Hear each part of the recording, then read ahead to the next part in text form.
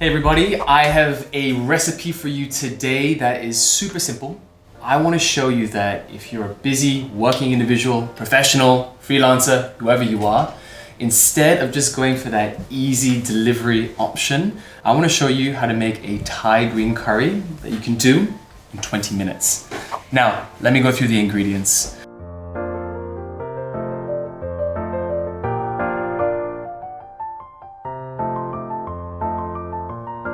I'm gonna actually start off by cooking my eggplant.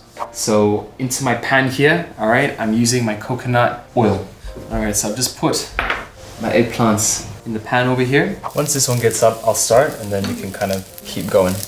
All right, so I'm just gonna start sauteing my eggplants in one pan there. I bought coconut oil, so we're gonna fry our paste just using the coconut oil. And to that, I'm gonna add my green curry paste. And if I need it later, I'll come back to it. All right, so that eggplant is where I want it to be. I'm just gonna take that out of the pan now. I'm gonna put that to one side. And in my main pan now, I'm gonna fry off my green curry paste. By frying it in the beginning, before you start to cook, it releases all of those aromas and it makes really quite a big difference. The time in which it's done, it's when you can start to see the oil is starting to separate now, okay? You can see those bubbles is coming off from the curry paste, okay? It's starting to split. All right, now we're gonna go in with our chicken. Please use chicken thigh.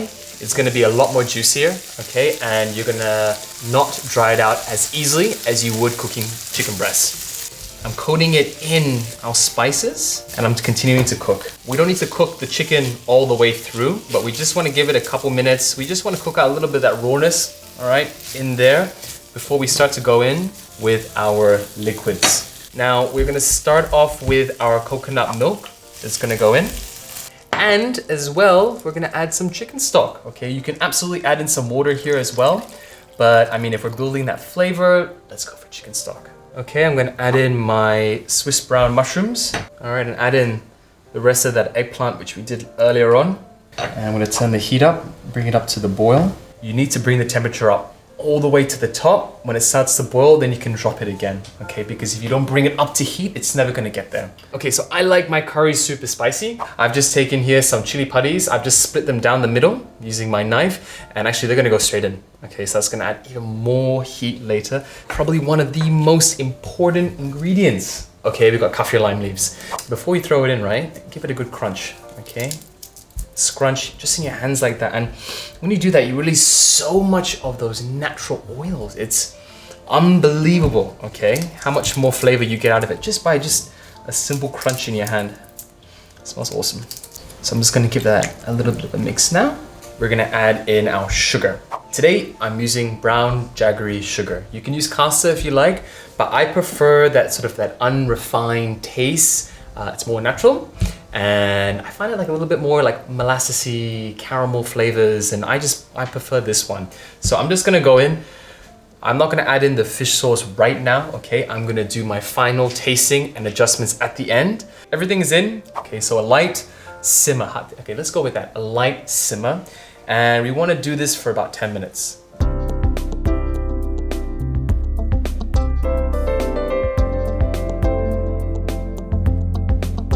Our curry now has been on the hob. We are just at that perfect point now where we're gonna add in the last two ingredients. We're gonna add in some freshly sliced red cut chili. It's not really for heat, it's just more for adding like a little bit of color and pop to the dish. Can't do a Thai dish without Thai basil. The reason why we add this in at the end, right, is that if you add it in at the beginning with the rest of the ingredients, the leaves are gonna turn black by the time you've cooked them.